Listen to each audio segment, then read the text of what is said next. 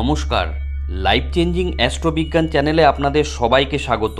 গ্রহ নক্ষত্রের সঠিক অবস্থান, গ্রহের গোচর, সময়ক্ষণ ইত্যাদির পুঙ্খানুপুঙ্খ বিচার করার পরই আমাদের চ্যানেলে প্রতিটি ভিডিও প্রচার করা হয়। সুদক্ষ অ্যাস্ট্রোলজার দ্বারা জন্মছকের সঠিক বিচার আপনাদের ভবিষ্যৎকে একদম সঠিকভাবে ব্যক্ত করতে পারে, তবে রাশিফলের নিখুঁত বিচার সার্বিকভাবে ফলে যায়। গ্রহ নক্ষত্রের গোচর অনুসারে প্রতিটি রাশির নিখুঁত বিচার আমরা প্রতিনিয়ত নির্ণয় করে চলেছি। আজকে মকর রাশি জুলাই মাসের সংক্ষিপ্ত ভবিষ্যৎ ব্যক্ত করতে চলেছি। সময় খুবই মূল্যবান, তাই নির্দিষ্ট স্বল্প সময়ের মধ্যে গ্রহ নক্ষত্রের গোচর অনুসারে ঠিক কী ঘটতে চলেছে তা বলছি। আমরা জানি আপনারা নিজেদের ভালো মন্দের ব্যাপারে যথেষ্ট ওয়াকিবহাল, তাই পুরো ভিডিওটি শেষ পর্যন্ত দেখার পরই জুলাই মাসে আপনাদের জীবনে কি কি ঘটতে চলেছে তার একটি স্পষ্ট ছবি পাবেন। তাই এই ভবিষ্যৎ বর্ণনা আগে থেকে জেনে রাখলে আপনি আগামী দিনের জন্য সতর্ক এবং প্রস্তুত থাকতে পারবেন। জ্যোতিষ গণনা অনুসারে জুলাই মাসটি মকর রাশির জাতক জাতিকাদের জন্য অনুকূল। জীবনের বিভিন্ন ক্ষেত্রে ভালো পরিণাম লাভ করবেন এই রাশির জাতক জাতিকারা। এ সময় আপনাদের আত্মবিশ্বাস মজবুত হবে, সমস্ত ধরনের চ্যালেঞ্জ মোকাবিলা করতে পারবেন এই রাশির জাতক জাতিকারা। অন্যদিকে বক্রী শনির কারণে মরশুমি অসুস্থতার সম্ভাবনা রয়েছে, ছোটখাটো সমস্যা চিন্তিত করতে পারে। পারিবারিক জীবনে ওঠাপড়া থাকবে, প্রেম ও দাম্পত্য জীবনের জন্য সময় অনুকূল, পাশাপাশি কেরিয়ার ও ব্যবসায় অনুকূল ফলাফল পাবেন। জুলাই মাসে মকর রাশির জাতক জাতিকাদের ভাগ্যে আর কি রয়েছে? কেরিয়ারের দিক থেকে অনুকূল ফলাফল পাবেন মকর রাশির জাতক জাতিকারা। কঠিন পরিস্থিতি ক্রমশ কমবে, বিরোধীরা মাঝে মধ্যে মাথাচাড়া দেবে, কিন্তু তাদের কোনো ষড়যন্ত্র সফল হবে না। কর্মক্ষেত্রে আপনার প্রভাব থাকবে, চাকরিতে নিজের পরিস্থিতি উন্নত করতে সফল হবেন।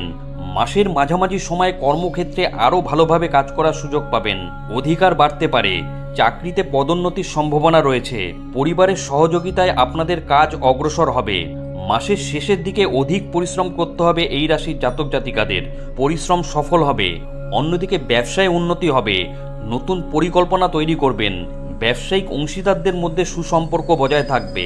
গ্রহ নক্ষত্রের বর্তমান পরিস্থিতি অনুসারে আর্থিক জীবনে মিশ্র পরিণাম পাবেন মকর রাশির জাতক জাতিকারা।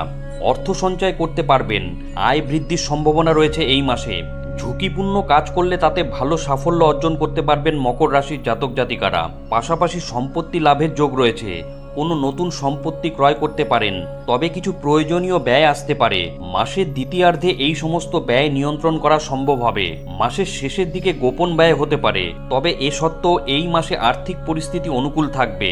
শেয়ার বাজারের মাধ্যমে অর্থ উপার্জনের সম্ভাবনা রয়েছে।